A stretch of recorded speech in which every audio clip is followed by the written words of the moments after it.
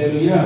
சரி, இந்த நல்ல ஆண்டவர் எனக்கு சொன்ன வார்த்தை, சொன்ன வார்த்தையை நம்ம வாசிக்க போகிறோம். உபாகமம் 16ஆம் அதிகாரம் 20ஆம் வசனம் வாசிப்போம். உபாகமம் 16ஆம் அதிகாரம் 20ஆம் வசனம்.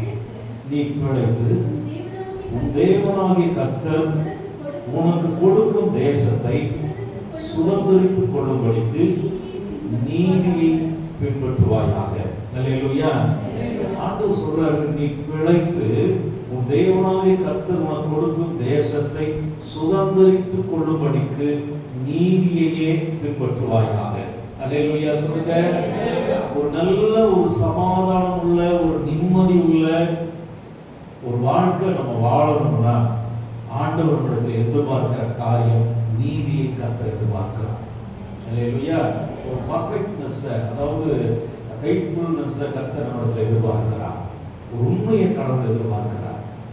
கணவன் மனைவிக்கு உண்மையா இருக்கணும், மனைவி கணவனுக்கு உண்மையா இருக்கணும், பெற்றோர்கள் பிள்ளைகளுக்கு உண்மையா இருக்கணும், பிள்ளைகள் பெற்றோர்களுக்கு உண்மையா இருக்கணும், நாம் அனைவரும் தேவனுக்கு முன்பாக உண்மையா இருக்கணும். இதை கர்த்தர் விரும்புகிறார். அப்படி நாம் கடவுளுக்கு முன்பாக நாம நீதியான ஒரு வாழ்க்கைய, ஒரு உண்மையான வாழ்க்கைய, பரிசுத்தம் நிறைந்த ஒரு வாழ்க்கைய, நீதி நிறைந்த ஒரு வாழ்க்கையை நம்ம வாழ்ந்தோம்னா தேசத்தை சுதந்திரித்துக் கொள்ளுகிற ஒரு ஆசீர்வாதத்தை கர்த்தர் நம்ம கொடுக்கிறார். மனைவிக்கு உண்மை இல்லாம நம்ம எவ்வளவு வாழ்க்கை வாழ்ந்தாலும் ஒரு பிரயோஜனம் இல்லை. கணவனுக்கு உண்மை இல்லாம நடந்தோம்னா அதுல எந்த ஒரு பிரயோஜனம் இல்லை. பிள்ளைகளுக்கு நம்ம சாட்சியா இல்லாம இருந்தோம்னா அது எந்த ஒரு பிரயோஜனம் இல்லை. இல்லையா? கிறிஸ்துவ வாழ்க்கை என்பது ஒரு சாட்சியுள்ள வாழ்க்கை. கிறிஸ்துவ வாழ்க்கை குறித்து ஆண்டவர் சொல்லுகிறார், நீ பூமிக்கு உப்பா இருக்கிறார், உலகத்துக்கு வெளிச்சமாய் இருக்கிறார், சாரமற்று போகக்கூடாதுங்கிறார். அப்ப ஒரு நீதியான வாழ்க்கை உங்களுடைய வாழ்க்கையில் ஒரு மேன்மையை கொண்டு வரும். அல்லேலூயா சொல்லுங்க. மனைவி வந்திருக்கிறாங்க, மனைவி என்ன குறிச்சு என்ன சொல்லணும்? இவர் ஒரு நீதிமான், கர்த்தருடைய மனுஷன், தேவ மனுஷன், உண்மையானவர், பரிசுத்தமானவர். இப்படி சொல்லும்போது அந்த இடத்துல நம்மை குறித்து ஒரு உயர்வான காரியங்கள் அறியப்படுகிறது. உண்மைதானே? சொல்லுவாங்க. மனைவி கணவனை குறித்து ஒரு சாட்சி சொல்லணும், கணவனை குறித்து மனைவி சாட்சி சொல்லணும், பிள்ளைகள் பெற்றோர்களை குறித்து சாட்சி சொல்லணும். எங்க அப்பாவை போல இல்லை, எங்க அம்மாவை போல இல்லை, ஜெபிக்கிறவங்க, பரிசுத்தமானவங்க, நீதி உள்ளவங்க, கர்த்தருக்கு உண்மையானவங்க, இப்படியாப்பட்ட ஒரு நீதி உள்ள ஒரு வாழ்க்கை நமக்கு இருந்துச்சுன்னா தேசத்தை சுதந்திரிக்கிற அனுபவத்தை கர்த்தர் நமக்கு கொடுப்பார். சொல்லுங்க. இன்னைக்கு ஆண்டுடைய செய்தியினுடைய தலைப்பு அந்தரங்கத்தில் நீதி தேவை. அந்தரங்கம்னா யாருக்குமே தெரியாது. என் மனைவி பார்க்க முடியாது, அறிய முடியாது, கணவன் அறிய முடியாது, பிள்ளைகள் அறிய முடியாது, பெற்றோர்கள் அறிய முடியாது. அந்தரங்கமான ஒரு வாழ்க்கை. அதுல கர்த்தர் சொல்றாரு, நீதி தேவை. என் மனைவி பார்த்தாலும் சரி, பார்க்கலனாலும் சரி, கணவன் என்ன பார்த்தாலும் சரி, பார்க்கலனாலும் சரி, பெற்றோர்கள் என்ன கவனிக்கலாலும் சரி, நான் ஆண்டவருக்கு முன்பாக நீதியாய் வாழ்ந்தேன். அதுதான் வாழ்க்கையை மேன்மைப்படுத்தும், அதுதான் உன்னை கௌரவப்படுத்தும். அல்லேலூயா சொல்லுங்க. அதைத்தான் அப்பா விரும்புகிறார், அதைத்தான் தேவன் விரும்புகிறார். தேவன் முன்பாக ஒரு பர்ஃபெக்டான வாழ்க்கையை கடவுள் நம்மிடத்தில் எதிர்பார்க்கிறார். அல்லேலூயா. உபாகமம் 6ஆம் அதிகாரம் 25ஆவது வசனத்தை வாசிங்க. உபாகமம் 6ஆம் அதிகாரம் 25ஆவது வசனம். நம்முடைய தேவனாகிய கர்த்தர் நமக்கு கட்டளையிட்டபடியே நாம் அவர் சமூகத்தில் எல்லா கட்டளையின்படியையும் தேவ கட்டளையின்படி வாழ்வதே நீதி. நீதின்னு சொன்னா ஆண்டவர் என்னென்ன காரியத்தை நமக்கு போதிக்கிறாரோ, என்னென்ன காரியத்துல வேதத்துல எழுதி வைத்திருக்கிறாரோ அதின்படி வாழ்வதே நீதி. அல்லேலூயா சொல்லுங்க. இன்னொரு சொல்லுங்க. அல்லேலூயா சொல்லுங்க. 1 சாமுவேல் 26ஆம் அதிகாரம் 23ஆம் வசனம் சொல்லுகிறது, கர்த்தர் அவனவனுக்கு அவனவன் நீதிக்கும் உண்மைக்கும் தக்கதாக பலன் அளிப்பாராக. அப்ப நம்முடைய நீதிக்கும் நம்முடைய உண்மைக்கும் தக்க பலனை கர்த்தர் நம்ம கொடுப்பார். எத்தனை பேர் விசுவாசிக்கிறீங்க? உண்மை சொல்றோமா? நம்ம பெரிய காரியங்கள் செய்ய வேண்டியதில்லை. கடவுளுடைய பார்வையில் பர்ஃபெக்டா நடந்துவாருங்க. உனக்குரிய கணம், உனக்குரிய மரியாதை உலகத்தில் இருக்கிற யாருக்கு இல்லாத அளவு கர்த்தரை உயர்த்துவார். ஆண்டவருக்கு முன்பாக நீதியா வாழுகிற வாழ்க்கை தேவை. யோசிப்பு அதைத்தான் செய்தார். மனுஷன் பார்க்கல, யாருமே பார்க்கல. அந்த இடத்துல யோசிப்பு தேவனுக்கு முன்பாக நீதியாய் நடந்ததுனாலதான் தேசத்துக்கு அதிபதியாய் கர்த்தர் மாற்றினார். அப்போ உங்களுக்கு எனக்கும் ஒரு நீதி தேவை. எதுல தேவை? அந்த வாழ்க்கையில நீதி தேவை. நமக்கே தெரியணும். ஏன்னா நம்ம எல்லாரும் ஒரு நாள் மறிப்போம். மறிச்சு நம்ம தனித்தனியாக கடவுளுக்கு முன்பாக நிற்கணும். அதுதான் உண்மை. கூட யாராச்சும் சேர்த்திட்டு போறோமா? கூட யாருமே நம்ம சேர்த்திட்டு போக மாட்டோம். நம்முடைய நீதியான வாழ்க்கை, நம்முடைய பரிசுத்தமுள்ள ஒரு வாழ்க்கை தான் கடவுளுடைய ராஜ்யத்துக்கு நம்மை கொண்டு போகணும். அதனால பர்சனல் வாழ்வுல உண்மையா இருங்க. இந்த ஆண்டவர் சொல்ல சொன்னார், உங்களுடைய அந்தரங்க வாழ்க்கையில நீ சரியா இருக்கணும். உங்களுடைய பர்சனல் வாழ்வுல ஒரு நீதி இருக்கணும். என் மனைவியை நான் நேசிக்கணும், என் கணவனை நான் நேசிக்கணும், என் மனைவிக்கு நான் உண்மையா இருக்கணும். இந்த நீதி உன் உள்ளத்துல இருக்கணும். வாழை பிள்ளைகளுக்கு உள்ளத்துல நீதி இருக்கணும். என் தகப்பனை நான் ஏமாற்றக்கூடாது, என் தாயை ஏமாற்றக்கூடாது, என் ஆண்டவருக்கு நான் துரோகம் செய்யக்கூடாது. அந்த ஒரு நீதி இருக்கணும். அதுதான் எதிர்காலத்தை பிரகாசிக்க பண்ணணும். லட்ச லட்சமா டவுரி கொடுக்கறதுனால, வரதட்சணை கொடுக்கறதுனால நீ வாழ போறது கிடையாது. தேவனுடைய ஆசீர்வாதம் உன்னை வாழ வைக்கும். அதனாலதான் வேதம் சொல்லுகிறது, கர்த்தருடைய ஆசீர்வாதமே ஐஸ்வர்யத்தை தரும், அதனுடைய வேதனை கூட்ட மாட்டார். அல்லேலூயா சொல்லுங்க. அப்ப ஒரு நீதியை கடவுள் எதிர்பார்க்கிறார். தனிப்பட்ட வாழ்வு ஒரு நீதி இருக்கணும். நீதினா என்ன? கடவுளுக்கு பயப்படுகிற பயம் நீதியா இருக்கணும். அல்லேலூயா சொல்லுங்க. அதுலயே இன்னொரு வசனம் சொல்லுகிறது, சங்கீதம் 7:11 சொல்லுகிறது, நம்முடைய ஆண்டவர் நீதியுள்ள நியாயாதிபதியா. நாம் ஆராதிக்கிற தேவன் எப்படிப்பட்டவரா? நீதியுள்ள. அந்த வசனத்தை வாசிக்கணுமா? சங்கீதம் 7:11 தேவன் நீதியுள்ள நியாயாதிபதி. போதும், அவர் நீதியுள்ள நியாயாதிபதி. அல்லேலூயா சொல்லுங்க. அப்பாட்ட நீதியை தவிர அநீதி இல்லை. அதான் ஐயப்பர் சொன்னார், இதோ உலகத்தின் அதிபதி என்னிடத்துல வருகிறார், அவன் என்னிடத்துல ஒன்றையும் காணா. அப்படியாப்பட்ட ஒரு மாசற்ற வாழ்க்கையை தேவன் எதிர்பார்த்தார். ஒன்று நல்ல கவனிக்க, வேதம் சொல்லுகிறது, ஒருவனுடைய வழி கர்த்தருக்கு பிரியமாய் இருந்தார், அவனுடைய சத்துருக்களும் அவனோடு ஒரு சமாதானமாகும்படி தேவன் செய்வாராம். உடைய வழி கர்த்தருக்கு பிரியமா இருக்கணும். உடைய வாழ்க்கையில நீதி இருக்கணும். அல்லேலூயா சொல்லுங்க. நம்ம எதை கொண்டு போக போறோம் நினைச்சு பாருங்க. ஏதாவது கொண்டு வந்தோமா இல்ல ஏதாவது கொண்டு போக போறோமா? அண்ணாக்கள் கூட எடுத்துறாங்க, கையில கொண்டு மோதிரத்தை கூட எடுத்துறாங்க. சில பேருக்கு மோதிரம் வரலைன்னா கூட விரல கட் பண்ணி இருந்தாங்க. உண்மைமா, சில பேர் காலேஜ் இருக்கிற கப்பலை தாண்டி பார்ப்பாங்க, அது ரொம்ப வருஷமா இருக்கும், உள்ள ஜாமாய் நிற்கும். ஐயா அதுல என்ன கட்டிக்குள்ளாய் எடுக்கிறது கொடுக்குங்க அப்படின்னா, தாயாத்தா இருக்கலாம், மகனாத்தா இருக்கலாம், பிள்ளையா, அதெல்லாம் முக்கியம் கிடையாது. நம்மளுக்கு எது முக்கியம்? தங்கம் முக்கியம். அப்ப எதையுமே நம்ம கொண்டு வந்ததில்லை, எதையும் கொண்டு போறதில்லை. ஆனா ஒன்று, உடைய நீதியான வாழ்க்கை, மகிமையான பரலோக வாழ்க்கையை உனக்கு எனக்கு தரும். அல்லேலூயா சொல்லணுமா? அப்படியாப்பட்ட ஒரு நீதியை கடவுள் நம்ம இடத்துல எதிர்பார்க்கிறார். பெரிய பிரச்சனை நீங்க கேட்க வேண்டாம். ஒரு வசனம் வாழ்க்கையை மாற்றிட்டோம் சொல்லணும். உன்னை குறிச்சு சொல்லணும், உன்னுடைய குறிச்சு உலகம் சொல்லணும். நம்ம நான் பரிசுத்தமானவங்க, உண்மையானவங்க, ஜெபிக்கிறவங்க, நீதியானவங்க. பார்த்து அதுல நீதி வருது பார்த்தீங்களா? நம்மளை குறிச்சு எத்தனை பேர் சாட்சி சொல்ல முடியும்? சொல்ல முடியுமா? பாப்பா அவனை குறிச்சு சொல்ல முடியுமா? அப்பா அம்மா சொல்லுவாங்களா? அப்பா அம்மா வந்திருக்கிறாங்களா? எங்க பாப்பா குறிச்சு நீங்க சொல்ல முடியும்? நல்ல ஜெபம் பண்றோம்னா எத்தனை மணிக்கு ஜெபம் பண்ணணும்?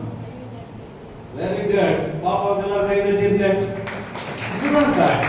ஒரு தாய் தன் மகளை குறிச்சு சாட்சி சொல்லணும். அல்லேலூயா சொல்லுங்க. முதலாவது கணவன் தன் மனைவி குறிச்சு சாட்சி சொல்லணும். இரண்டாவது மனைவி தன் கணவனை குறிச்சு சாட்சி சொல்லணும்.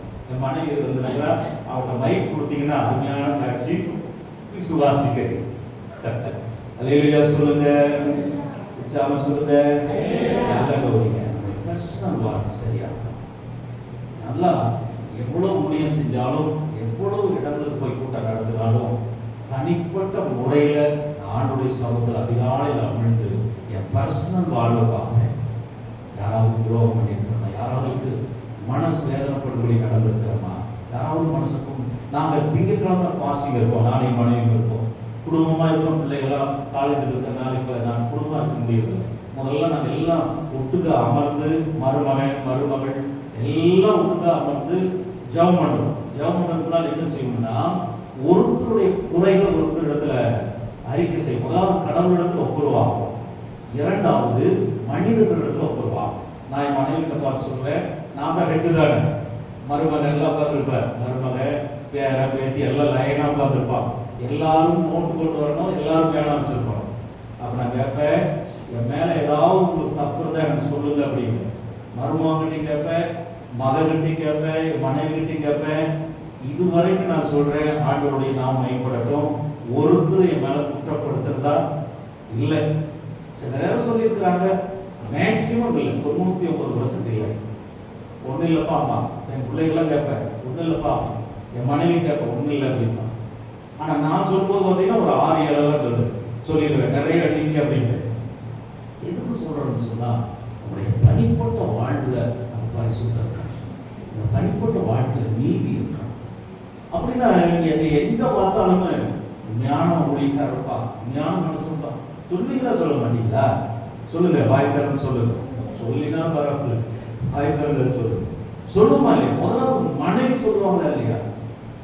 ஒரு கணவன் சொல்லுவாரு, மனைவி போல இல்லப்பா, மனைவி அவ்வளவு நேசிக்கிறவர், அவ்வளவு அன்புள்ளவர், அவ்வளவு ஒழுக்கம் உள்ளவர்.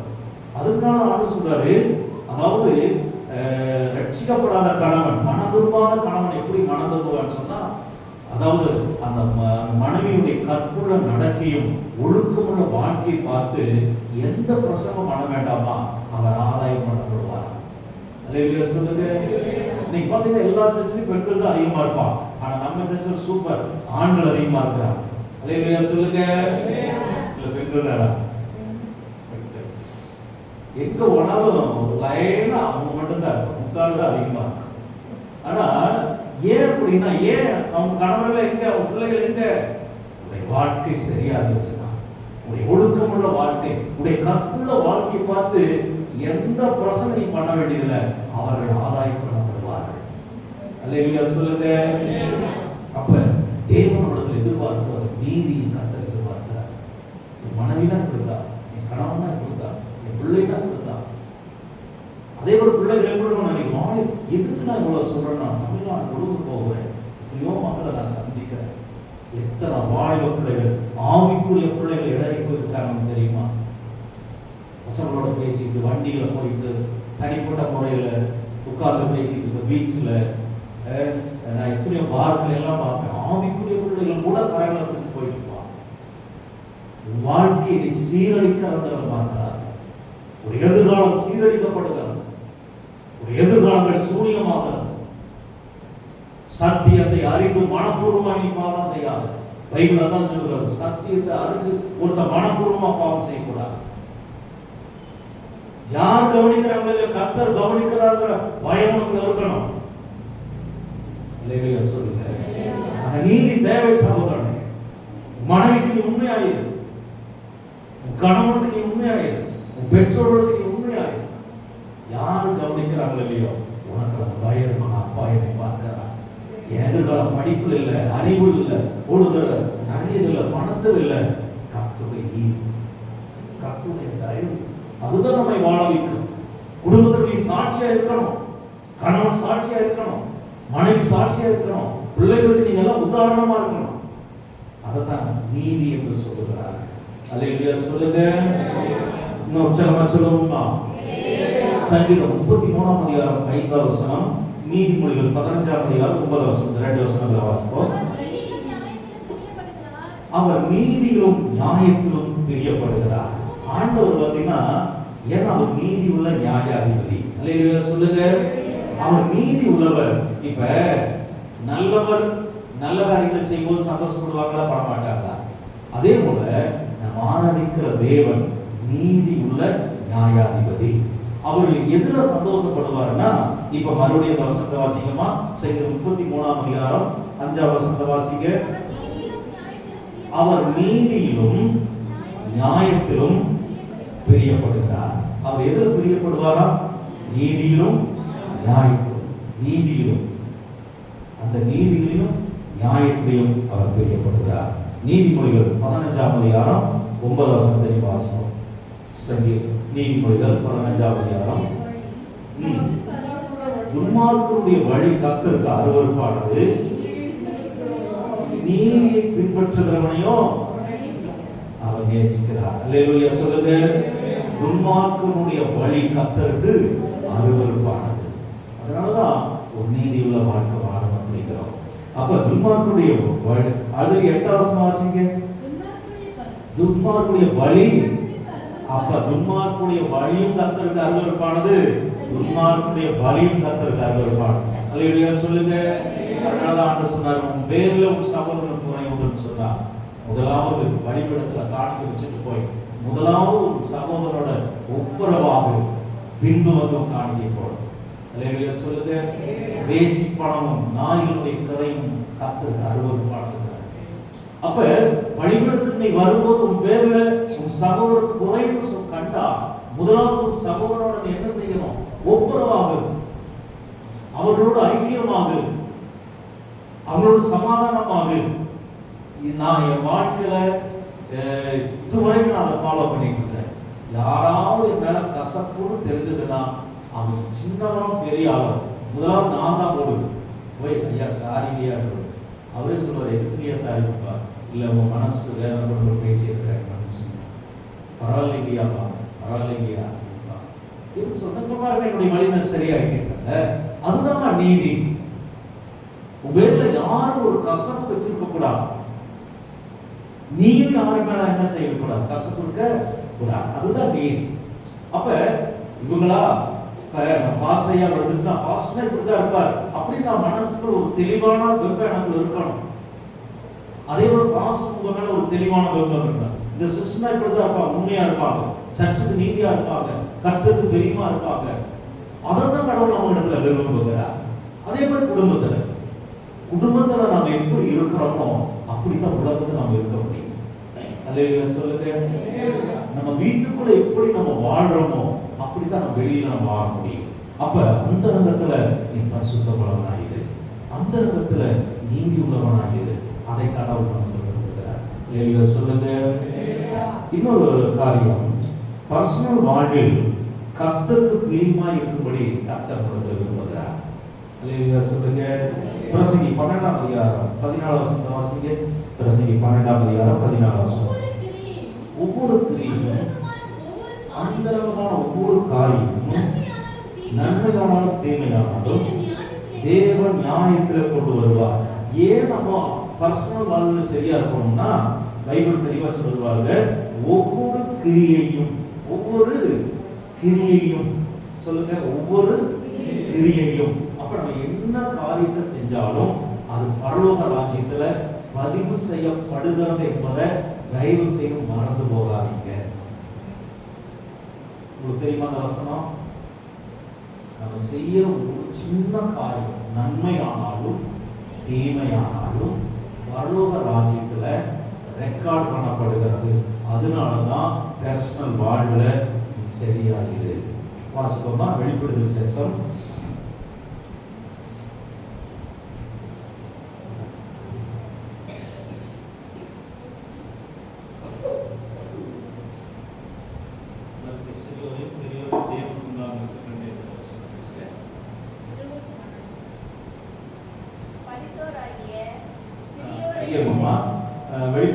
20ஆம் அதிகாரம் 12 வாசிங்க பார்க்கலாம். நல்ல கவனிங்க. மரித்தோராகிய சிறியோரையும் பெரியோரையும் தேவனுக்கு முன்பாக நிற்க கண்டேன். இந்த இடத்துல ஒரு நிமிஷம் நிறுத்திக்கிறேன். நல்ல கவனிங்க. மரித்தோராகிய சிறியோரையும் பெரியோரையும் தேவனுக்கு முன்பாக நிற்க கண்டேன். நம்ம எல்லாரும் ஒரு நாள் வெள்ளை சிங்காசனத்துக்கு முன்பாக நிற்க வேண்டும் என்பது கர்த்தருடைய நியதி.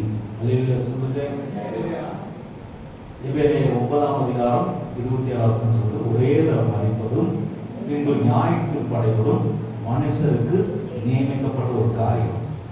அப்ப கணவன் மனைவி நியமிக்கப்படுறாங்க பார்த்தீங்களா, இன்னாருக்கு இன்னாருன்னு சொல்லி. அதே போல நமக்கு ஒரு நியமம் கடவுள் கொடுக்கிறார். என்ன சொல்றாரு? ஒரே தரம் மரிப்பதும் பின்பு நியாயத்தில் படைவதும் மனுஷருக்கு நியமிக்கப்பட்ட ஒரு காரியம். அப்ப நம்ம எல்லாரும் ஆண்டவருக்கு முன்பாக அந்த சிங்காசனத்துக்கு முன்பாக நிற்க வேண்டும். யோவான் 5ஆம் அதிகாரம் 28-29 வசனங்களை வாசிங்க.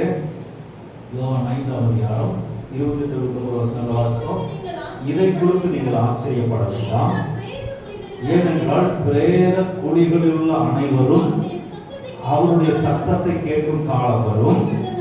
அப்பொழுது நன்மை செய்தவர்கள் ஜீவனை அடைபடி எழுந்திருக்கிறதாகவும், தீமை செய்தவர்கள் ஆக்கினி அடைபடி எழுந்திருக்கிறதாகவும் புறப்படுவார்கள். அல்லேலூயா சொல்லுங்க. அப்ப தயவு செய்து சொல்லுகிறேன், நம்ம அந்த பூமியில ஒரு பர்சனல் வாழ்வுல, நீதியான அந்தரங்கத்துல கடவுளுக்கு முன்பாக ஒரு தூய்மையான வாழ்க்கையை நம்ம வாழ்ந்தோம்னா தேவனுக்கு முன்பாக பிழையற்றவர்களாக, மாசற்றவர்களாக, குற்றமற்றவர்களாக நிலை நிற்க முடியும். அல்லேலூயா சொல்லுங்க. பயம் சரியா இருக்கும். பாப்பா பேர் என்ன வெளியில வந்தது வேற என்னமா? திமோயினா? சரி, ஓகே ஓகே. வா அப்படின்னு சொன்னாங்கன்னா அவன் கையில் கொண்டு வருவான். தேவதூதர்கள் என்ன செய்வாங்க? அவன் கையில் கொண்டு வருவாங்க. அதைத்தான் நம்ம வெளிப்படுத்தி சேஸ்திரம் 20ஆம் அதிகாரம் 12ஆம் வசனத்துல வாசிக்கிறோம். இப்ப வாசிக்கமா? மரித்தோராகிய சிறியோரையும் பெரியோரையும் தேவன் முன்பாக நிற்கட்டு, அப்பொழுது புஸ்தகங்கள் திறக்கப்பட்டன. ஜீவ புஸ்தகம் என்னும் வேறொரு புஸ்தகம் திறக்கப்பட்டது.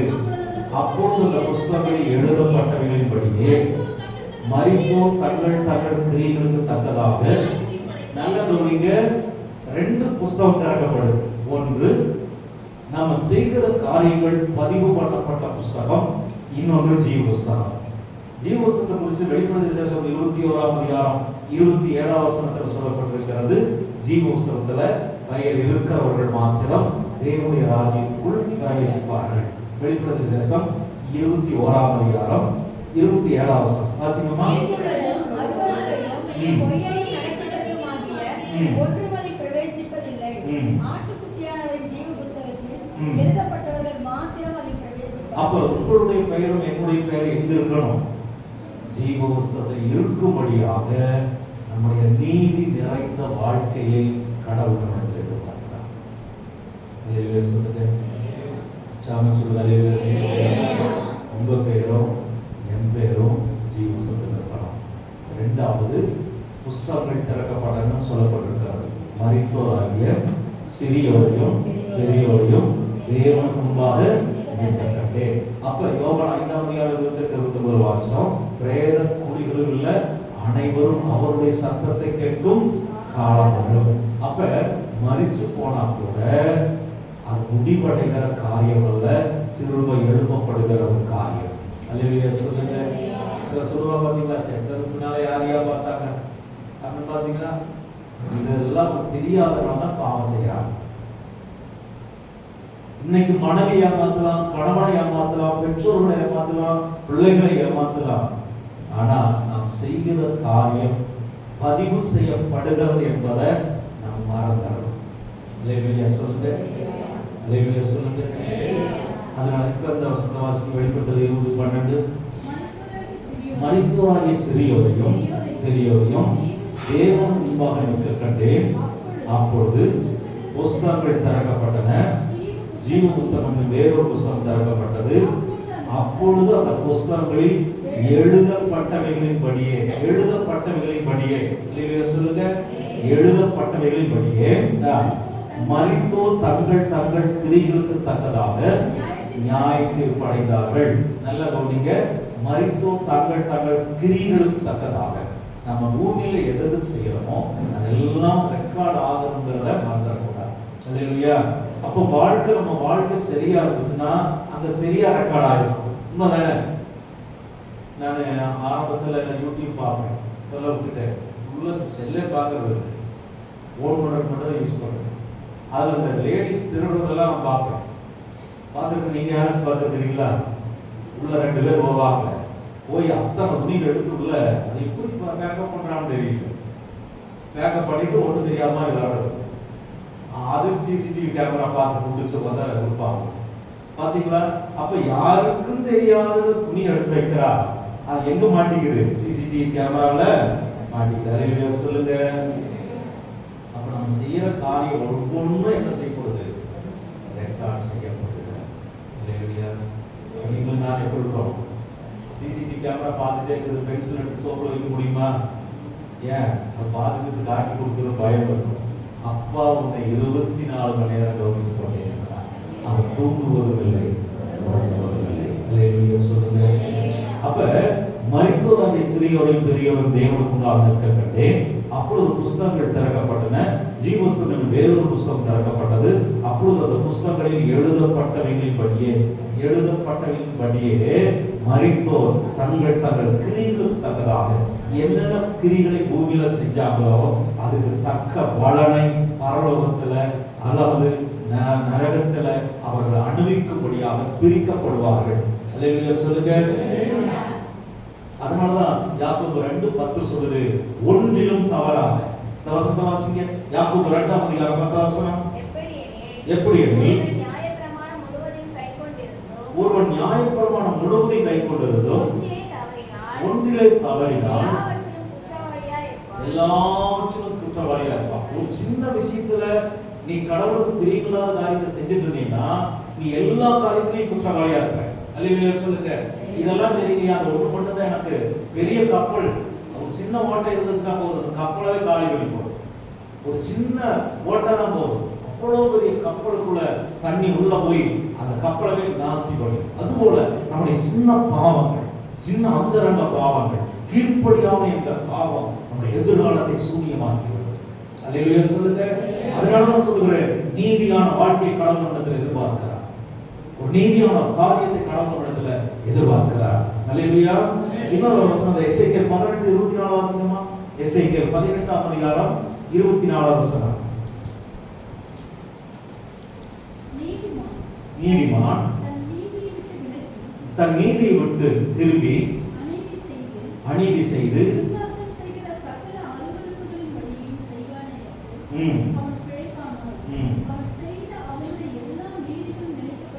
பாருங்க, நீதிமான் அநீதியான காரியத்தை செஞ்சானா, இதெல்லாம் பயங்கரமான சத்தியமா? தயவு செஞ்சு இந்த வசனங்கள் எல்லாம் குறிச்சு வச்சுங்க.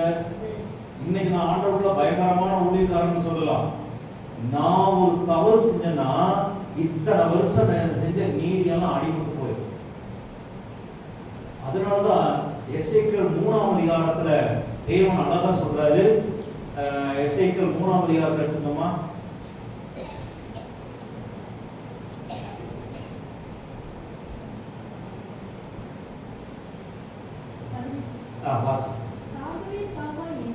சாகவே சாவா என்பது நான் துன்மார்க்கன் சொல்லுகிறேன்.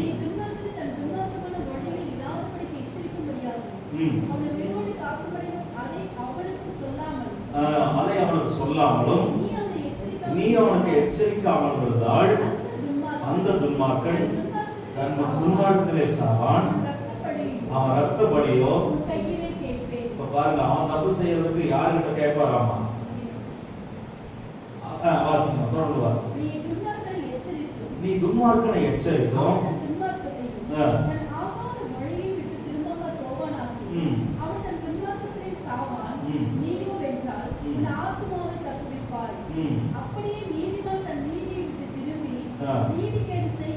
நல்ல கவனிங்கம்மா. அப்படியே நீதிமான் தன் நீதியை விட்டு திரும்பி நீதிக்கேடு செய்யும் போதும் நான் அவனும் இடரை வைக்கும் போதும் அவன் சாவான். நீ அவனை எச்சரிக்காதபடியினாலே அவன் தன் பாவத்திலே சாவான். அவன் செய்த நீதிகள் நினைக்கப்படுவதில்லை, அவனுடைய ரத்த பலியோ. துன்மார்க்கன் தவறு செய்யும்போது எச்சரிக்கப்படுகிறார், நீதிமான் தவறு செய்யும்போது எச்சரிக்கிறாரு. ஏன்னு சொன்னா, அவனை எச்சரிச்சீங்கன்னா மனம் திரும்பிட்டானா அவன் தன்னுடைய ஆத்மாவை காத்துக்கொள்வான், உன்னையும் காத்துக்கொள்வாய் என்று அடுத்த வசனத்தில் தொடர்ந்து சொல்லப்படும். வாசிங்க 21ஆம் வசனம். நீதிமான் பாவம் செய்யாதபடிக்கு நீ நீதிமானை எச்சரித்த பின்பு அவன் பாவம் செய்யாவிட்டால் அவன் பிழைக்கவே பிழைப்பான். அவன் எச்சரிக்கப்பட்டான், நீ உன் ஆத்மாவை தப்புவித்தாய். அல்லேலூயா சொல்லுங்க. அப்போ ஒருத்தர் தவறு செய்யும் போது நல்ல கவனிங்க. எனக்கு ஆண்டவர் கொடுத்த கிஃப்ட் பார்த்தீங்கன்னா ஹீலிங் மினிஸ்ட்ரி நல்லா கொடுத்துருக்காங்க. அதாவது இவ்வளோ சுகவீனத்தில் இருந்தாலும் ஆண்டவர் உடனே சுகக்கூடிய கிருபையை கொடுத்திருக்கிறார். ரெண்டாவது தீர்க்க தரிசனம். உங்களை குறிச்சு யாரை குறிச்சு கேட்க வேண்டியதில்லை, அத்தனை பேர்த்தை குறிச்சு ஆண்டவர் அப்படியே பேச முடியும். ஏன் அப்படின்னா அதை நான் அதிகமா யூஸ் பண்ணாம சத்தியத்துக்கு அதிக நேரம் எடுத்துக்கொள்ளுகிறேன். ஏன்னு சொன்னா ஒரு ஆத்மாவுடைய ரட்சிப்பு விடையேறப்பட்டது. அல்லேலூயா சொல்லுங்க. அதனாலதான் ஆண்டவர் ஒரு துன்மார்க்கன் தவறு செய்யும் போது அவனை எச்சரி. அவன் எச்சரிக்கப்பட்டான்னா, அவன் மனம் திரும்பிட்டான்னா, அவன் ரத்த வழியை நான் என்ன செய்ய மாட்டேன், கேட்க மாட்டேன். அவன் என்ன செய்வான், தன் துன்மார்க்கத்துக்கு நீதியா மாறிடுவான், அல்லது அவன் தன் பாவத்திலே சாவான்.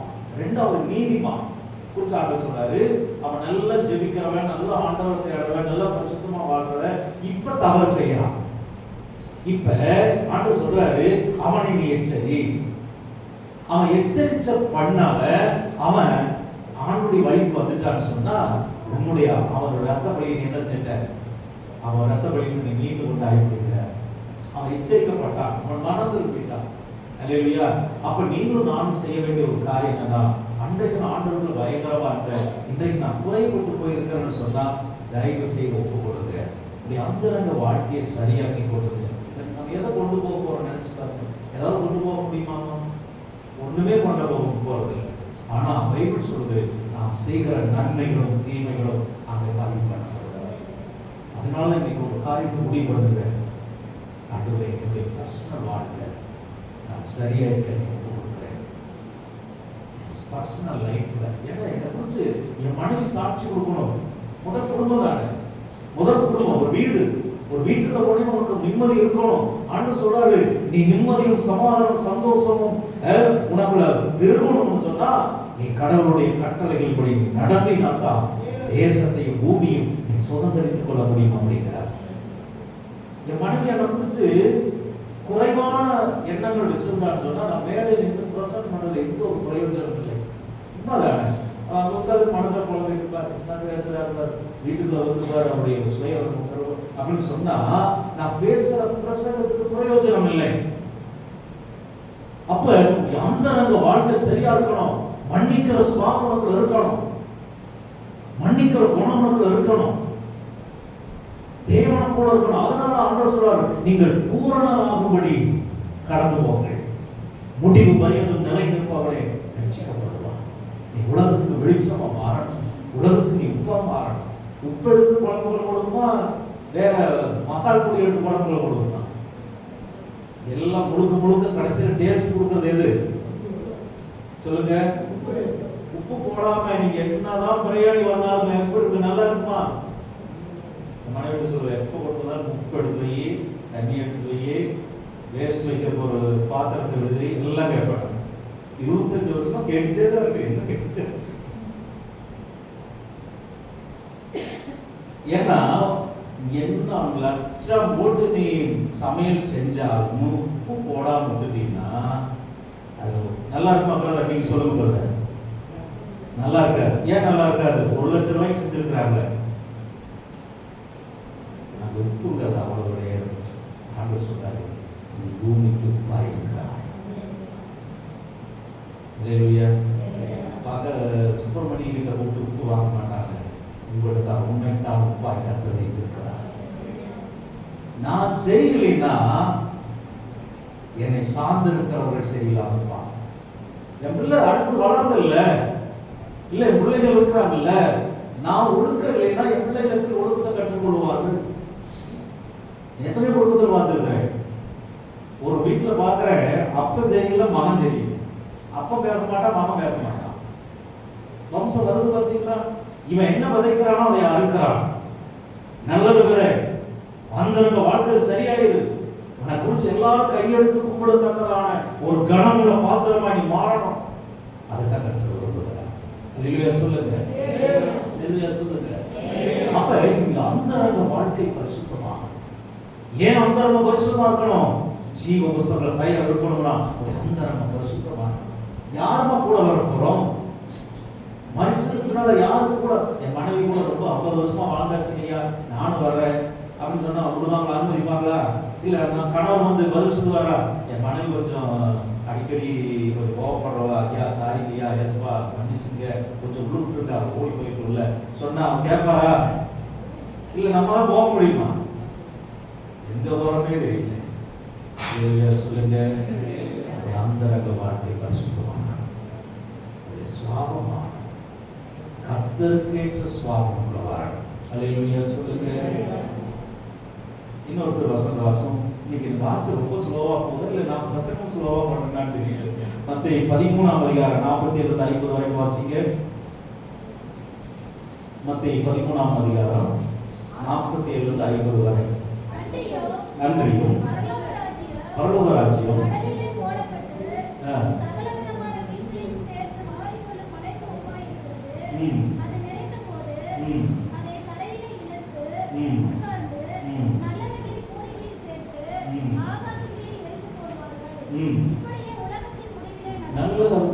இப்படியே உலகத்தின் முடிவில் நடக்கும்.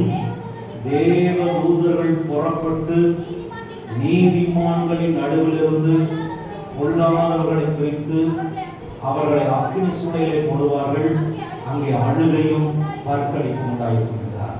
அப்ப நீதிமான்கள் நடுவிலிருந்து பொல்லாதவர்களை பிரித்து, வேதம் சொல்லுகிறது, ஒரு படுக்கையில 2 பேர் படுத்திருப்பார்கள், ஒருவன் ஏற்றுக்கொள்ளப்படுவான், ஒருவன் கைவிடப்படுவான். 2 பேர் இயந்திரம் இருப்பார்கள், ஒருவன் ஏற்றுக்கொள்ளப்படுவார், ஒருவன் கைவிடப்படுவார். அல்லேலூயா சொல்லுங்க. வலது பக்கம் நிற்கிற கூட்டம், இடது பக்கம் நிற்கிற கூட்டம், ஆயத்தம் உள்ள கூட்டம், ஆயத்தமற்ற கூட்டம், புத்தியுள்ள கூட்டம், புத்தியற்ற கூட்டம். இதெல்லாம் சபைக்குள்ளும் இருக்கும், குடும்பத்துக்குள்ளும் இருக்கும். ஆண்டவர் சொல்றாரு, ஒருவனாகிலும் கெட்டு போவது பிதாவின் சுத்தம் அல்ல. அதனாலதான் பரிசுத்த ஆவியானவர் அருளப்பட்டார். நம்முடைய வாழ்க்கையை நீதியாய் மாற்றுவதற்காக, நம்முடைய சுவாபங்களை நீதியாய் மாற்றுவதற்காக பரிசுத்த ஆவியானவர் அருளப்பட்டார். அல்லேலூயா சொல்லுங்க. எனக்குள்ள பரிசுத்த ஆவியானவர் இருப்பார்னா எனக்குள்ள இருக்கிற சுவாபம் எப்படி இருக்கும் சொல்லுங்க? பரிசுத்தமா இருக்கும். உண்மைதானே? ஏசப்பா கூட இருக்கிறாருன்னா ஏசப்பாவுக்குரிய சுவாபம் தான் எனக்குள்ள இருக்குமே ஒழிய பொல்லாத கிரியினுடைய சுவாபம் எனக்குள்ள வருமா? நீங்களே சொல்லுங்க. சொல்லுங்கம்மா, இருக்குமா? பரிசுத்தாவின் எனக்குள்ள இருக்கிறார் அப்படின்னா என் பேச்சு, என் பார்வை, என் கிரிகள், என்னுடைய சுவாபங்கள், என்னுடைய நினைவுகள் பரிசுத்தமான. ஆனா ஏறக்குறைய 19 வகையான ஆவி பைபிள் இருக்கு. பொல்லாத ஆவி, தாறுமாறின் ஆவி, கனநித்திரையின் ஆவி, இதெல்லாம் அதாவது இப்படி நிறைய 19 வகையான ஆவி இருக்கு. அப்ப நீங்களும் நானும் அறிந்து கொள்ள வேண்டிய ஒரு சக்தி என்னன்னா, தேவனோடு கூட அது ஆழமான ஐக்கியத்தை வைத்துக் கொள்ளணும். இயேசுப்பா நமக்குள்ள இருக்கணும். அவர் இருந்தாருன்னா எல்லாமே நடக்கும். அல்லேலூயா சொல்லுங்க. அப்ப நீதிமான்கள் நடுவது பொல்லாதவர்கள் இருப்பாங்க. இப்போ உலகத்தின் முடிவு நாட்களில். அதனால தயவு செய்து சொல்லுகிறேன், ஒரு நீதியுள்ள வாழ்வுக்கு நம்ம ஒப்பு கொடுப்போம், குற்றமற்ற நிலைமைக்கு நம்ம ஒப்பு கொடுப்போம். அதனால 1 தெசலோனிக்கேயர் 5ஆம் அதிகாரம் 23 சொல்லுகிறது, அவருடைய வருகையின் போது நம்முடைய ஆவி, ஆத்துமா, சரீரம் முழுவதும் குற்றமற்றதா இருக்கும்படி காக்கப்படுவதாக. ஆவியில குற்றம் இருக்கக்கூடாது, ஆத்மாவில குற்றம் இருக்கக்கூடாது, சரீரத்துல குற்றம் இருக்கு. சரீரம்னா என்ன? கண்ணு, மூக்கு, வாய் எல்லாமே இருக்கு. அப்ப நம்ம பேசுறது, நம்ம நினைக்கிறது, நம்ம செய்யறது எல்லாமே அந்த சரீரத்துக்குரியது. சரீரத்திலையும் குற்றம் இருக்கக்கூடாது அப்படிங்கிறார். அல்லேலூயா சொல்லுங்க. சொல்லுங்க அல்லேலூயா. சரீரம் குற்றமற்றதா இருக்கணும், ஆவி குற்றமற்றதா இருக்கணும், ஒரு ஆத்மா குற்றமற்றதா இருக்கணும். அப்படியாப்பட்ட ஒரு நிலைமைக்கு திரும்ப வேண்டும் என்று கர்த்தர் விரும்புகிறார். தயவு செஞ்சு சொல்லுங்க, ஆண்டவரே உண்மை போல என்னை மாற்றுங்க, உங்களை போல என்னை மாற்றுங்க. ஒரு கிறிஸ்துவுக்குள் இருந்தால் புது சிருஷ்டியாக இருக்கிறார். பழையவர்கள் எல்லாம் ஒழிந்து போயின, எல்லாம் புதிதாக பேச்சு மாறணும். 1999 ரட்சிக்கப்பட்ட ஐயா, இப்ப என்னையா பண்றேன்? அதே போலதான் இருக்கிறேன். அன்னைக்கு நான் திருடேன், இன்னைக்கு நான் திருடேன். அன்னைக்கு நான் சண்டைக்காரன், இன்னைக்கு நான் சண்டைக்காரன். அன்னைக்கு கெட்ட வார்த்தை பேசுறேன், இன்னைக்கு கெட்ட வார்த்தை பேசுறேன். அல்லேலூயா. சாட்சி சொன்னா அது ஒரு சாட்சியா? அன்னைக்கு நான் திருடனா இருந்தேன், இன்னைக்கு ரட்சிக்கப்பட்டு திருடனை விட்டுட்டேன்னு சொல்றதா சாட்சி. அல்லேலூயா சொல்லுங்க. உண்மையா இல்லையா? அன்னைக்கு நான் சண்டைக்காரியா, ஆண்டவர் அறியாதனால பயங்கரமான சண்டைக்காரி, கெட்ட வார்த்தையெல்லாம் பேசுவேன். ஆனா இன்னைக்கு ஆண்டவருக்குள்ள வந்து ரட்சிக்கப்பட்டு எத்தனை வருஷமாச்சு? பாப்பா சொல்லு, எத்தனை வருஷமாச்சு? முளைக்குது. 19 வருஷம் ஆச்சு, இன்னும் நான் திருந்தல அப்படின்னு சொன்னா நான் ரட்சிக்கப்படுறதுடைய நோக்கம் என்ன? சொல்லுங்க. நான் அடிக்கடி சொல்ற உதாரணம், என் புருஷனுக்கு கட்சியாகி போறாங்கன்னா பார்த்து ஏன் இந்த வார்த்தை சொன்னாங்கன்னு தெரியுமா? தமிழ் அடிக்கிறவன் காது கிளியர் அளவு சத்தம் வரும். நான் ஊதுறவன் பயங்கரம் காதே அடைக்கிற மாதிரி ஊதுவான். ட்ரம் அடிக்கிறவன் மேலும் பயங்கரமா ஓடும். ஆனா ஒருத்தன் வாசிக்கிறது யாருக்குமே கேட்காது, அவளுக்கே கேட்காது. பார்த்துருக்கீங்களா? இப்பெல்லாம் அது காணாம். என் வயசுல எல்லாம் நான் சின்ன பையனை பார்த்துருக்கேன். ஒரு இப்படி இப்படி வாசிட்டே இருப்பான். அது பேர் நாயனமா. அந்த சத்தம் அவளுக்கே கேட்காது. ஆனா மனைவி சொல்லுவாள், என் புருஷனும் அப்படி இல்லை, அது டம்மு டம்முங்கிறது இந்த சத்தம் கேட்கவே. சில பாடும்போது பார்த்தீங்களா, பக்கத்துல இருக்கிறவங்க பாட மாட்டாங்க, கையை பேசாம இருப்பாங்க. ஏன்னா சவுண்டில் ஐயா வேகமா பாடுறாரு, அந்த சவுண்டு மேனேஜ் ஆகிருந்து சொல்லி பேசாம நின்றுட்டே இருப்பாங்க. அப்படி இல்லை, அந்த ரெண்டு வார்த்தையில கிரிகள் பரிசுத்தமாயிருக்கும். அல்லேலூயா சொல்லுங்க. இன்னைக்கு எத்தனை பேர் உண்மையாலுமே ஒப்பு கொடுக்க போறீங்க? இன்னைக்கு தயவு செஞ்சுமா அந்த ப்ரோக்ராம் கொடுத்தது ஆண்டவர்மா. என் வீட்டு மேல வந்து வர இந்த நோட்டை எடுத்து பாருங்க. ஒவ்வொரு வாரம் எனக்கு சொல்லிடுவேன், இந்த சர்ச்சுக்கு போகணும், இந்த சர்ச்சுக்கு போகணும், இந்த போகணும் சொல்லிட்டே வருவார். 2 வாரம் மட்டும் பெண்டிங் சார். எனக்கு ஆச்சரியம், எந்த வாரம் எங்கப்பா அனுப்பி இன்னும் நேற்று வரைக்கும் கேட்டேன். பேச முடியாது. ஆனா ஒண்ணு நினைச்சுமா, உங்களை தெய்வம் குற்றப்படுத்துகிறல்ல, உங்களை உயர்த்துகிறவர். உங்களை கொண்டு ஆயிரங்களை ரட்சிக்கக்கூடிய வேலை உங்களுக்கு கர்த்தர் கொடுப்பார். ஏன்னா ஆண்டவர் சொல்றாரு, இஸ்ரவேலை ஆசீர்வதிப்பதான் கர்த்தருக்கு தெரியும். காசு கொடுத்து சபிக்க கூடியவரா? ஏய் சபிப்பா.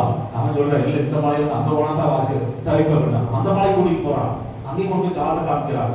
அங்க நின்று பாக்குறான், ஏய் என் ஜனங்களை ஆசீர்வதிப்பதை விட ஆசீர்வதிக்கிறதான் நீ ஆசீர்வதிக்கணும், சபிக்க கூடாது. யார் விலையம் தானே? அவன் சொல்றான், தப்பிக்கிறதுக்கு ஐடியா பண்றான். அந்த மலை கூட்டிட்டு போனாங்க சபிப்பா அப்படின்னா இவன் கூட்டிட்டு ஓடுவான். ஒரு பரிவாரமே ஓடும். மலையில போய் நின்று பெரிய ஆள் மாதிரி நிற்பான். கடைசியில் ஆண்டவர் சொல்றாரு, ஏய் என் ஜனங்கள் என்ன செய்யக்கூடாது? சபிக்க கூடாது. இஸ்ரவேலை ஆசீர்வதிக்க இதெல்லாம் எழுதி பிரகாசிக்கணுங்கிறதான் கர்த்தருடைய மேலான விருப்பம். அல்லேலூயா சொல்லுங்க.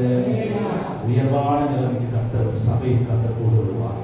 உயர்வான நிலைமையில பாஸ்டரும் சிஸ்டரும் மகிமையா உதவி செய்வார். பிள்ளைகள் எல்லாம் எழுதி பிரகாசிப்பார். தாய் கர்த்தர் பயன்படுத்துவார். பிரதர் அருமையா பாட்டு பாடுறார், நம்ம பிரதர் நம்ம சிஸ்டர் எல்லாத்தையும் கர்த்தர் பயன்படுத்துவார். அல்லேலூயா சொல்லுங்க. அதோட அந்த குட்டி பையன் எங்க அவன் ஓடிட்டானா, அவனை பார்த்தா எனக்கு அவ்வளோ ஆச்சரியம். பாப்பாவுடைய அப்பாவெல்லாம் முதல்ல பாப்பா பார்க்கும்போது சின்ன ஒரு சுடிதார் போட்டு சின்ன குட்டி பிள்ளையா பார்த்தேன். இன்னைக்கெல்லாம் பாருங்க எத்தனை ஆசீர்வாதம். அல்லேலூயா. அன்னைக்கு 1% வீட்டு இருக்கு. அல்லேலூயா சொல்லுங்க. சாமன் சொல்லுங்க. அல்லேலூயா சொல்லுங்க. அவனை பார்த்தாவே எனக்கு அபிஷேகம் இவ்வளவு ஆச்சரியம். அவனை பார்த்தே உட்காந்துட்டே இருக்க முடியல. அவனை பார்த்துட்டே இருந்தேன். தனம் துண்டு விடுறான், கண்ணு முடிச்சலாம் துள்ள, யாரையும் பார்க்க மாட்டேங்க. அவங்க அம்மா மேலே ஓதிட்டே தான் இருக்கிறான். ஆனா யாரையும் அவன் பார்க்கவே. ராஜேந்திர ஐயாவுடைய பேர் போக்குறான், அம்மாவுடைய பேர். எனக்கு ரொம்ப சந்தோஷம். அல்லேலூயா சொல்லுங்க. சாமன் சொல்லுங்க. அப்ப நான் குட்டிக்குள்ளையும் பார்க்கல, அது இன்னும் அப்படியும் அதையும் பார்க்கணும். அல்லேலூயா சொல்லுங்க. கர்த்தர் உன்னதங்களை வைக்க விரும்புகிறார். குடும்பங்களை ஆசீர்வதிக்க விரும்புகிறார். அல்லேலூயா சொல்லுங்க. மேன்மையான நிலைமையில பாஸ்டமாவை கர்த்தர் பயன்படுத்துவார். இன்னைக்கு ஏன்னா பாஸ்டமாவே சொல்லிட்டு இருக்கிறார். அல்லேலூயா சொல்லுங்க. கர்த்தர் மகளை இன்னையும் உயர்த்துவார். எனக்கு தீர்க்கதரிசனமா மகளை சொல்லி ஒரு மேரேஜ் ஆனதுன்னு தெரியும். அல்லேலூயா. அப்ப ஐயா சொன்னாரு, ஐயா 3 வரங்கள் வந்திருக்குது சொல்லுங்க அப்படின்னா. நான் ஜெபம் பண்ண ஆண்டவர் சொன்னேன், உருவத்தை சொன்னேன், இந்த அளவு இப்படியாப்பட்டவங்க தான் உங்க வீட்டுக்கு மருமகளா வருவாங்க. நான் ஒரு காரியத்தை நல்லா நினைச்சேன். இந்த ஆதியாம் புஸ்தகத்துல ஆதாம் ஏவாளை உருவாக்குறத மறுபடியும் ரிப்பீட் பண்ணிட்டே இருக்கேன். அதுல அழகா சொல்றாரு, ஏற்ற துணை. எவ்வளவு ஒரு வார்த்தை பாருங்க, ஏற்ற துணை. சொல்ல நம்ம மனைவி பிடிச்சி மனைவி வெளியே போயிட்டா ரொம்ப சந்தோஷம். சரி நம்ம கூட சளிச்சுக்குவோம். முதல்ல மனைவி நானும் நடந்து போவோம். ஒரு உயரம் கம்மியா இருக்கிறதால தங்கச்சிட்டு இருவேன். நான் காலேஜ் படிக்கும் போதெல்லாம் என் மனைவி சில நேரம் எக்ஸாம்ல இருந்து போவேன். நான் தான் குரூப் ஏகப்பட்ட குரூப் ஆச்சு. அதிகபட்சம் ஒரு பாடம் அப்ப பரீட்சைக்கு நான் கூட்டிட்டு போறேன். டேய் யாரா மாப்பிள்ள அப்படின்னாலும், டேய் தங்கச்சிடா ஆபிரகாம் சொல்ற மாதிரி சொல்லிட்டு சத்தம் கேட்குது எனக்கு தெரியல. அப்ப அப்புறம் தான் நான் ஐயோ ஆண்டவரே அதெல்லாம் அறியாம இல்லக்கா. இப்ப சொல்லல, இப்ப ஓ நீ இப்படியா முடிக்கிறாங்க அறியாம இல்லக்கா. இப்பெல்லாம் நான் சொல்லியிருக்கிறேன். அப்ப சொல்லுவேன், டேய் நீ 10 அடி முன்னால போகணும், நான் 10 அடி பின்னால வருவேன், யாரும் நீ பின்னாலேயே திரும்ப கூடாது அப்படின்னு. ஏன்னு சொன்னா நான் வளர்த்தியா இருக்கேன்னா என் மனைவி குட்டியா இருக்கிறோம், அதுக்காக அப்படி சொல்லிட்டே நடந்தேன். அப்ப நான் புரிய வச்சாங்க, ஏற்ற துணை இந்த மனைவி இல்லைன்னா நீ எல்லாம் முடியுமே செய்ய முடியாது. அதே போல சாமுவேல் பாஸ்டர் அந்த சிஸ்டர் இல்லைன்னா அதனால முடியுமே. விசுவாசிங்களா ஐயா? உண்மைதானே? ஐயாவுக்கு தகுந்த ஏற்ற துணை அவங்கதான். இந்த சபைக்கு கர்த்தர் அவங்கள மேன்மையா வச்சிருக்கிறார். அல்லேலூயா சொல்லுங்க. ஐயாவுக்கு ஏற்ற துணை அவங்கதான். ஐயாவுக்கு ஏற்ற துணை அவங்கதான், அவங்களுக்கு ஏற்ற துணை ஐயா. அல்லேலூயா சொல்லுங்க. அதெல்லாம் கணக்கே கிடையாது. அப்பா சொன்னாரு, உன் மனைவியிலிருந்து நீ என்னைக்கோ ஒண்ணுக்கெல்லாம் போயிருக்க அப்படின்னா இதுதான் சக்தி. அல்லேலூயா. அது முன்னாலே சொல்லியிருந்தா ரொம்ப இதாயிரம் சொல்லிட்டு பின்னால ஆடவே கொண்டு போயிட்டாரு, பின்னால உட்காந்துருக்காரு. இந்த கதவுல கேட்குமோ தெரியல. அல்லேலூயா சொல்லுங்க. உற்சாகமா சொல்லுங்க. அல்லேலூயா. ஏற்ற துணை. ஆனா சத்துரு செய்கிற ஒரு காரியம் என்ன, மனஸ்தாபத்துக்கு வருவான். இதெல்லாம் 100% உண்மைமா? மனஸ்தாபத்துக்கு வருவான். ஒருத்தர் மனஸ்தாபத்துக்கு வருவான். சில நேரம் நானே புரியாமல் இருந்திருக்கிறேன். அப்பதான் புரிஞ்சு கொண்டேன், இது சத்துருவால் வருகிறீர்கள். ஆண்டு சொன்னாரே, இது அவர்களுடைய தவறல்ல, அவருக்கு கிரியை செய்திருக்கிற விசுவாசம் இருக்கிறீர்கள். நாங்கெல்லாம் கல்யாணம் முடிச்சு ஆரம்பத்தில் பொண்ணு ஜபம் பண்ண கூப்பிட்டேன். நான் ஒரு ராகத்தில் பாடுறேன், ஒரு ராகத்தில் பாடினான். ஒரு நாள் பார்த்தேன், 2 நாள் பார்த்தேன், 3 நாள் பார்த்தேன். இனி குடும்ப ஜபத்துக்கு நீ வரக்கூடாதுன்னு, நீ போய் தனியா உட்கார்ந்து ஜபம், நான் போய் தனியா உட்கார்ந்து ஜபம். அது ஒரு வாரம் கூட ஓடல. மறுபடியும் சரி வா, நீ எப்படி பாடினாலும் சரி நான் அதை ஏற்றுக்கொள்கிறேன், ஆண்டவருக்கு தானே பாடுறோம், எனக்கா பாடுறோம்னு சொல்லி அப்படி அந்த குடும்பங்கள் மாற ஆரம்பிச்சு. அல்லேலூயா சொல்லுங்க. உற்சாகமா சொல்லுங்க. மனைவி கேட்டு பாருங்க, உன் கணவர் எப்படியா பண்றவங்க சொல்லி கேட்டு பாருங்க. சொல்லுமா, இப்படி மேடையில் நின்று பேசுறாரு, அப்படி வீட்டுக்குள்ளேயும் அப்படித்தான் இருப்பாரு. என் பிள்ளைகளை கேட்டு பாருங்க. எதுக்கு சொல்றேன்னா, அந்த தனிப்பட்ட வாழ்க்கையில் அந்த இடத்துல ஒரு சாட்சி செய்யலாம். அல்லேலூயா சொல்லுங்க. உற்சாகமா சொல்லுங்க. அல்லேலூயா. உச்சமற்ற நிலைமையை கர்த்தர் எதிர்பார்க்கிறார். எபிரேயர் 10ஆம் அதிகாரம் 26 28 வரைக்கும் வேகமா வாசிப்போம். எபிரேயர் 10ஆம் அதிகாரம் 26 28 வரை. சத்தியத்தை அறியும் அறிவை அடைந்த பின்பு நாம் மனப்பூர்வமாய் பாவம் செய்கிறவர்களாய் இருப்பால்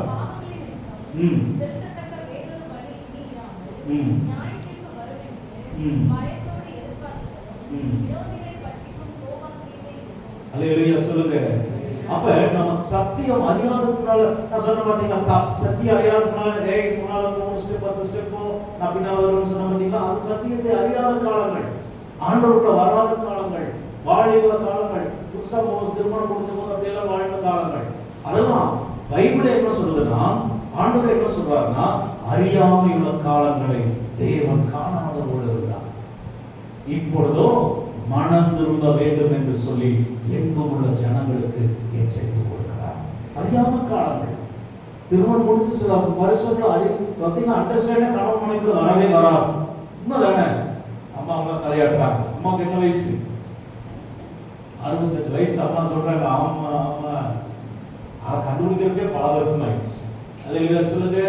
எதுக்கு சொல்றேன்னா, ஒருவருக்கு ஒருவர் தாழ்ந்துருங்க, ஏற்ற துணை அப்படிங்கிற அதை நீ கர்த்தருக்கு கீழ்ப்படியும் போதுதான் சத்தியத்துக்கு நீ கீழ்ப்படுகிற. சத்தியத்துக்கு கீழ்ப்படிச்சீங்கன்னா குடும்பத்துல சந்தோஷம், நிம்மதியும், சமாதானம் பெருக்கெடுத்து வரும். நல்லா ஊழியத்துக்கு வந்தனா இப்படி ஜாலியா இருக்கும். வீட்டுக்கு போயிட்டுனா இதை விட ஜாலியா இருக்கும், இதை விட சந்தோஷமா இருக்கும், இதை விட நிம்மதியா இருக்கும். எதுக்கு சொன்னா, அப்பாவுடைய பிரசன்னம் எங்கும் நிறைந்து இருக்கிறார். அல்லேலூயா சொல்லுங்க. அப்படி ஒரு வாழ்க்கை கடவுள் எதிர்பார்க்கிறார். ஒன்றும் தவறாத ஒரு வாழ்க்கை தேவனிடத்தில் எதிர்பார்க்கிறார். ரோமர் 14ஆம் அதிகாரம் 12ஆம் வசனம் சொல்கிறது, ஒவ்வொருவரும் தன்னை குறித்து கணவனுக்கு கணக்கு கொடுக்க வேண்டும் என்று சொல்லப்பட்டிருக்கிறார். ரோமர் 14:12 வாசிங்க. ஆதலால் தேவனுக்கு கணக்கு கொடு. அப்ப நல்லா கவனிங்க, ஏன் அந்தரங்க வாழ்க்கை நீ பரிசுத்தமா இருக்கணும்னு சொன்னா, நாம் எல்லாரும் கடவுளுக்கு முன்பாக நிற்க வேண்டும் நாம் வாசிச்சோம். கடவுளுக்கு முன்பாக நிற்கும்போது என்ன நடக்குதா, தன்னை குறித்து தேவனுக்கு கணக்கு ஒப்புவிக்க வேண்டும். அதனால அவன் பர்ஃபெக்டா இருக்கும். நீ ஊழியம் செய்கிறவன் அல்லது நீ ஊழியம் செய்கிறவா அல்லது நீ ஒரு விசுவாசி, நீ இப்படி நடக்கலாமா அப்படின்னு ஆண்டவர் கேட்டாருன்னா, அதை கேட்கறதுனால தன்னை குறித்து ஒவ்வொருவரும் கணக்கு சொல்லணும். பைபிள் சொல்லுகிறது எதை கணக்கு கொடுக்கணுமா, அந்தரங்கங்களை கணக்கு கொடுக்கணுமா, அந்தரங்க வாழ்க்கை, அந்தரங்கமான காரியங்கள், அதை கணக்கு கொடுக்கணும். ரெண்டாவது பேர் சொல்லுது பிரசங்கி 3:17 சொல்லுகிறது, சகல எண்ணங்களையும் சகல செய்கைகளையும் தேவனுக்காக கணக்கு கொடுக்கணுமா. சகல எண்ணங்கள், சில பார்த்தீங்கன்னா தோத்திர மாட்டார், ஐயா பிரைஸ் லார்ட், ஐயா நல்லா இருக்கிறீங்களா நல்லா இருக்கிறீங்களா அப்படிமா விசுவாசம்.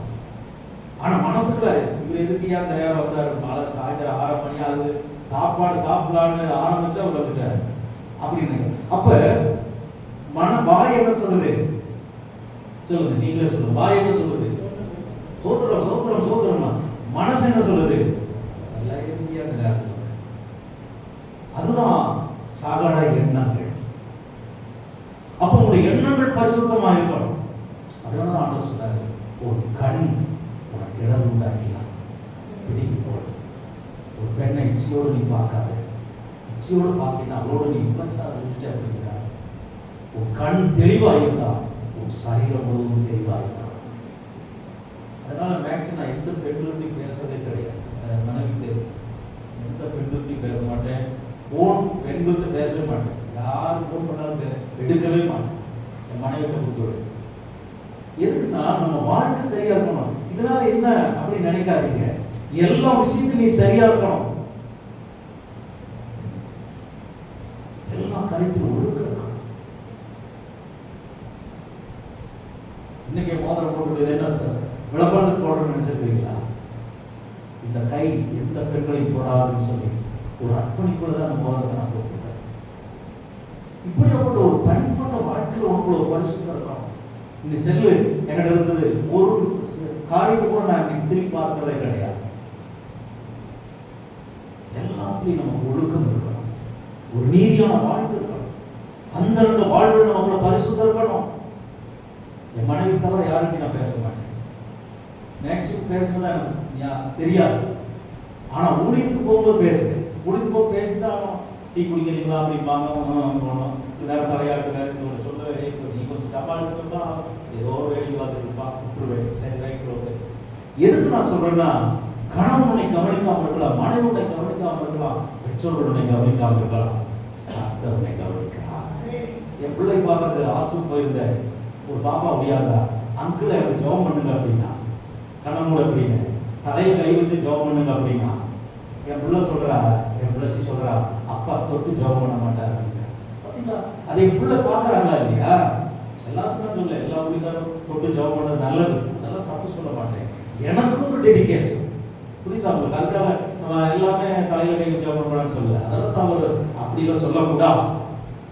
எனக்கும் ஒரு டெடிகேஷன், என் கைகள் பரிசுத்தமா இருக்கணும், என் சரீரம் பரிசுத்தமா இருக்கணும், என் நினைவுகள் பரிசுத்தமா இருக்கணும், என் பேச்சு பரிசுத்தமா இருக்கணும். அதுக்காக போன கட் பண்ணணும். அதுக்காக பாசு பேசுறாங்களே அப்படின்னு அவர்கிட்ட போய் சண்டைக்கு போயிடாது. அவருக்கு அந்த அபிஷேகம், அவர் கொடுத்த அழைப்பு அது, எனக்கு கொடுத்தது அழைப்பு. என்ன நான் பேசி என்ன செய்ய போறேன் சொல்லுவாங்களா? போறேன், பிரசங்கம் பண்றேன், கத்த சொல்றத சொல்லிட்டு வீட்டுக்கு போயிட்டா நான் நேர்த்தியா இருப்பேன். ஐயா உங்களோட பேசணும், போன் நம்பர் கொடுங்கன்னா ஓடிடுற அப்படின்னு. ஐயா பாஸ் ஐயா போன் நம்பர் கொடுங்கன்னா போன் நம்பர் கொடுக்கவே மாட்டேன். அந்த வாழ்க்கை பரிசு கொஞ்சம் பேச அதை பேசி இதை பேசி அதை பேசி இதை பேசி என்ன ஆயிரும், எங்கெங்கயோ போயிடும். அதெல்லாம் எனக்கு தேவையில்லை. ஐயா பார்த்தனா சோத்திரம் பண்ணுனா, அதே போல யாரும் குடும்ப நம்பர் கட்டினாலும் தர மாட்டேன், அதையும் தர செய்யறதில்லை. வரமா ஊழிக்காரங்க சபையில் அனுமதிக்கிறாங்களா, கர்த்தருடைய வார்த்தை கொடுத்துமா, கர்த்தர் என்ன சொன்னார் அதோட போயிட்டுன்னா என்னுடைய ஊழியம் 25 வருஷம் கரைபடாத ஒரு காரியத்தை ஆண்டுடைய கிருபை நடத்தி கொண்டிருக்கிறார். அல்லேலூயா. அப்ப நம்முடைய அந்த வாழ்க்கை நம்ம சரியா இருக்கணும், நம்முடைய வாழ்க்கை சரியா இருக்கணும். அல்லேலூயா சொல்லுங்க. அப்ப சகல எண்ணங்களையும் சகல இந்த வசனம் வாசிக்குமா? வாசிங்க 3ஆம் அதிகாரம் 17ஆம் வசனம்.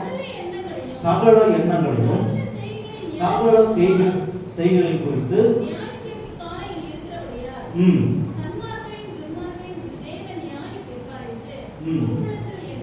நல்ல கவனிக்குமா? மறுபடியும் அந்த வசனத்தை கொஞ்சம் நிறுத்தி வாசிக்குமா? நல்ல கவனிங்க. சகல எண்ணங்கள் சகல செய்கைகள், இந்த ரெண்டையும் மட்டும் இருங்க. சகல எண்ணங்கள், மனசு கூட நீ நினைக்கிறது, நீ செய்யறது. ஒருத்தன் அற்பமா நினைக்காத. அதனாலதான் சொல்லப்படுது, நீ ஒருத்தனை அற்பமா எண்ணாத. ஏழைகள் அற்பமா என்றவன் அவன் அதை உண்டாக்கின தேவனை அற்பமா என்றான். அப்புறம் சகல எண்ணங்களும் ஒரு நாள் நியாயம் தீர்க்கப்பட போகிறது. உடைய எண்ணம் சரியா இருக்கணும், உடைய செய்கைகள் சரியா இருக்கணும். அதே போல ரோமர் 2ஆம் அதிகாரம் 16ஆம் வசனம் வாசிங்க. ரோமர் 2ஆம் அதிகாரம் 16ஆம் வசனம். நான் வேகமா முடிச்சறேன். ரோமர் 2ஆம் அதிகாரம் 16ஆம் வசனம். இன்னொருத்தர் எபிரேயர் 4:13 வாசிக்கமா? சுவிசேஷத்தின்படியே